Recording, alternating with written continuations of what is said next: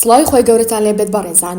وەکو دەزانن ساڵی نوێی هەندەی نەماوە و زۆر داوام لێکرا کەوا ڤیدیۆیەک ئامادە بکەم وەکو برخستنەوەیەک بۆ خۆ ئامادەکردن بۆ ساڵی نوێ بە گەڕوتینێکی زۆرەوە و چۆن ئامانجەکانمان لەم ساڵەدا بەدی بهێنین و کاتەکانمان ڕێک بخەین و بەرهەممان هەبێت و بە سەرکەوتووی ساڵی 2024 بەڕێ بکەین.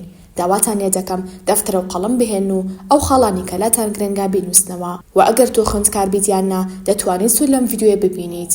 ڕێنمایەکانی کە لەم ڤیدیۆدا هاتووە ئەشێت کاتژمێرێکت لێ ببات بۆ جێبەجێکردنیان، بەڵام هاوکات بە جێبەجێکردنیان گۆڕانکاریەکی گەورەی لە ژیانتدا دروست دەکات. ئێستاش ئەگەر ئامادەن ئەوا تا کۆتایی ڤیدیۆکە بینەر بن.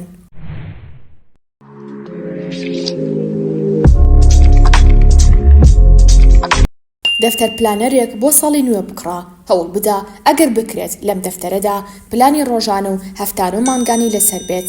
ئەگەریش پلانی هەفتانە و مانگانی لەسەر نەبێت دەتوانیت بەشێکی بچووکی کۆتایی دەفتەرەکە تەرخان بکەیت بە نووسینی پلانی هەفتانە و مانگانە و لەسەر هەمان دەفتەر لە 1 بۆ 2 پەڕی سەرەتاییدا ئەم بابەتانە بنووسە. ساڵی 2023 بۆ تۆ چۆن بوو؟ لایەنی ئەرێنی و نێرێنی چی بوو؟ چیت بەدەستهێنا؟ واتە ئەو ئامانجانە چی بوون کە کارت بۆ کردبوو و بەدیت هێنان؟ یاخود ئەو ئامانجانە کامە بوون کە کارت بۆ نەکرد و بەدەستت نهێنا و بۆچی بەدەستت نهێنا؟ کاتت لە چیدا بەفیڕۆدا؟ ئەگەر کات بگەڕێتەوە چه هەڵەیەک ئەنجام نادەیت؟ بە تەواوی ڕاستگۆ بن لەگەڵ خۆتاندا و باسی 2023 بکەن و وەکو فیلمێک بەسەریدا بچنەوە بزانن لەکوێدا کەم و کوڕیتان هەبووە. بە جێبەجێکردنی ئەم خاڵە کە بە گرنگترین خاڵی سێر دەکەم وا دەکات ساڵی 2024 کە دێت ئەو هەڵانی کە لە ساڵی پێشوودا ئەنجامت داوە لەم ساڵەدا ئەنجامی نەدەیت و زووتر بگەیت بۆ سەرکەوتنیەکە دەتەوێت. ئێستاش پێش ئەوی 2024 بێت لەم چەند ڕۆژە کەمەی کەماوە سێری لیستی ئامانجی 2023 بکە کەوا پاردادنەوە. بزانە ئایا هێشتا دەتەوێت ئەو ئامانجانە بەدی بهێنیت؟ ئەگەر بێت و هیچیانت بەدی نەهێنابێت دواتر ئەو کارانی تەواوت نەکردووە هەوڵ بدا بە پێی توانە تەواویان بکە. بۆ نمونە دادناوە کەوا 20 کتێب بخوێنیتەوە لە ساڵی 2023دا و بێگومان لەم چەند ڕۆژە کەمەدا فریان ناکەویت. هەر بۆیە هەوڵ بدا لەو 20 کتێبی کە دادناوە تەنها هەوڵ بدا 1 بۆ 2 کتێبی زۆر باش و گرنگ بخوێنیتەوە. یانیش بۆ نمونە وەرزش ناکەیت و دادنابوو لەم ساڵی پێشوودا وەرزش بکەیت. هەر دەتوانیت لە کاتی سێرکردنی ئەم ڤیدیۆدا پلاندا بنێت بۆ ئەوەی وەرزش ئەنجام بدەیت ڕۆژانە هەتا دەچینە ساڵی 2024. لەو ساڵەدا سیر دەکەیت چەند ڕۆژێک دەست کردو بە وەرزشکردن. هەر بۆیە دواتر هەست دەکەیت بەردەوامی پێ بدەیت و ئامانجەکانی دیکەشتان بە هەمان شێواز. چۆن ئامانجی ساڵی 2024 بنووسم؟ لەسەر دەفتەر پلانەرەکەت لە دوای پەڕی یەکەم و دووەم کەوا وتمان باسی ساڵی 2023 تێدا بکە، لە دوای ئەوەوە 2 پەڕیتە تەرخان بکە بۆ نووسینی ئامانجی ساڵەکەت. واتە ساڵی 2024 دەتەوێت ئەم ساڵ چی بەدەست بهێنیت؟ هەوڵ بدە هەموو ئامانجێکی لەسەر بنووسە کەوا ڕاست یانیش واقعی بێت و بپێورێت و بزانە چی توانە و لێهاتوویەکت هەیە، چونکە لێهاتوویەکانت یارمەتیت دەدەن بە زووگەیشتن بە ئامانجەکانت. بۆ نمونە گریمان دەتەوێت ساڵێکی تر لە باشترین کۆمپانیادا کار بکەیت. ئەمە وەکو ئامانجی ساڵەکەت. باشە ئێستاش چی وا دەکات ڕێگاکەت بۆ ئاسان بێت و لەو کۆمپانیادا کار بکەیت؟ بریتیە لە وەڵامی ئەم پرسیارانە. چەند زمان دەزانیت؟ بە تایبەتیش زمانی عەرەبی و ئینگلیزی دەزانیت؟ چەند بەرنامی کۆمپیوتەر دەزانیت؟ تا چەند گرنگی بە کاتەکانت دەدەیت و ڕۆژەکەت ڕێک دەخەیت؟ تا چەند گرنگی بە پەیوەندی کۆمەڵاتیەکانت دەدەیت؟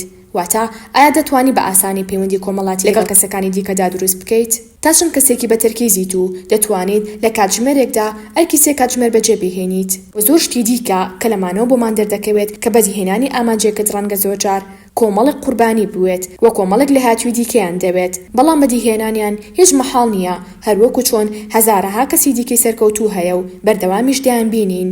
ئەوان چۆن توانیویانە سەرکەوتوو بن تۆش دەتوانیت، بەڵام هەموو شتێکیش کات و بەردەوامی و هەوڵدانی پێویستە. ئامانجەکانم چ لایەنێکی تێدا بێت؟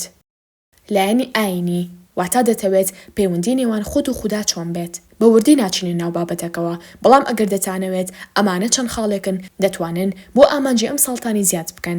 نوێشکردن لە کاتی خۆیدا، بە ڕۆژوبوونی ڕۆژێک لە مانگێکدا، بوون بە باڵا پۆش ئەگەر کچیت، ڕۆژانە خوێندنەوەی 3 پەڕە لە قورئانی پیرۆز، لەبەرکردنی 10 بەش یانیش 10 جوزە لە قورئانی پیرۆز، ڕۆژانە خوێندنی زیکرەکانی بەیانیان و ئێواران، لە مانگێکدا 1000 بۆ 10,000 دینار بکە بەخێر. بە هیچ شێوەیەک باسی کەس مەکەن لە پاشەملا، لەبەرکردنی 100 فەرمودەی پێغەمبەری ئازیزمان. لایەنی تەندروستی دەتەوێت ئەم ساڵ چۆن بژیت، واتە چۆن گرنگی بەجەستت بدەیت، دەتەوێت کێشت دابەزێنیت یانیش سەری بخەیت، ڕۆژانە چەند کوب ئاو بخۆیتەوە، چەندێک وەرزش ئەنجام دەیت، چۆن گرنگی بە پێستت بدەیت، چۆن شیرینی یانی چاوری کەم بخۆیت، ئایا بڕیار دەدەی بچی بۆ هەڵی وەرزشی یانیش خۆت فێری مەلەوانی بکەیت یانیش بچی بۆ شاخڕەوی. هەموو ئەم چالاکیانی باسمان کرد کاریگەری زۆر باشیان هەیە لەسەر تەندروستیت، دەتوانیت یەکێکیان هەڵبژێریت و لەم ساڵدا ئەنجامیان بدەیت. هەروەها چەندین خاڵی دیکەش هەیە سەر بەم لایەنە. خۆتان زیادی بکەن بۆ لیستەکەتان. لایەنی زانستی، دەتەوێت ئەم ساڵ لە چ لایەنێکی زانستیدا خۆت بەرەو پێش ببیت، چەند کتێب بخوێنیتەوە، ناوی کتێبەکان بنووسە، یانیش چەند کتێبی دەنگی گوێ لێ بگریت، یاخود چ فیلمێکی زانستی یانیش بەرنامی زانستی سیر بکەیت. گرنگی بە هەموو لایەنێک بدە، وەکو مێژوو، جوگرافیا، زانستی و خەیاڵی، ژیاننامە، بەڵگەنامە، تاوانناسی، پزیشکی، گەشە پێدان، ئاینی، تەندروستی. هەر فیلم و کتێبێکی باشت لەسەر ئەم بوارانە دەستکەوت بخوێنەرەوە. هەروەها بڕیار بدە ڕۆژانە گوێ لە پۆدکاستێکی باش و بەسوود بگریت. فێربوونی زمان، ئایا دەتەوێت ئەم ساڵ چ زمانێک فێر بیت و بۆچی بە دیاریکراوی دەتەوێت ئەو زمانە فێر بیت؟ چ گۆڕانکارێک لە ژیانیدا دروست دەکات ئەگەر بێت و فێری ئەو زمانە بیت؟ هەر زمانێک بتەوێت فێر بیت دڵنیابا لە داهاتوودا سوودێکی زۆرتان پێدەگەیەنێت ئەگەر بۆ ئێستاش نەبێت. هەر بۆیە لە 2024دا زمانێک دیاری بکەن و هەوڵ بدەن فێری بن. لایەنی ئابووری، دەتەوێت ئەم ساڵ چەند بڕە پارە بەدەست بهێنیت؟ ئایا لەسەر ئیشەکەی خۆت بەردەوام دەبیت یانیش دەست بە ئیشێکی باشتر دەکەیت؟ یانیش بڕیار دەدەیت پرۆژەی خۆت هەبێت؟ دەتەوێت دەستکەی بەکاری ئۆنلاین؟ دەتەوێت کۆرس وەربگریت لە بواری مارکێتینگ و هاوشێوەکانی؟ هەمووی بە وردەکاری لای خۆت بینووسە و پلانی وردیان بۆ دابنێ. ڕەنگە بە 2 بۆ 3 ساڵ پێی بگەیت، ڕەنگە بە 6 مانگیش. لایەنی کۆمەڵایەتی، دەتەوێت پەیوەندیەکانت چۆن بێت لەگەڵ خەڵکیدا؟ ئایا کاتی پێویست بۆ خێزانەکەت تەرخان دەکەیت کە بێگومان پلەیەکن لە لای تۆ؟ و ئایا کاتی پێویست بۆ هاوڕێ نزیکەکانت تەرخان دەکەیت؟ و دەتەوێت ئەم ساڵ چ کەسایەتێک بناسی یانیش ببیت بە هاوڕێی چ کەسێک؟ وەرگرتنی کۆرس، هەرگیز مەڵەن کۆرس وەرگرتن هیچ سوودێکت پێ ناگەیەنێت. بەڕاستی کۆرسی باش زێڕە.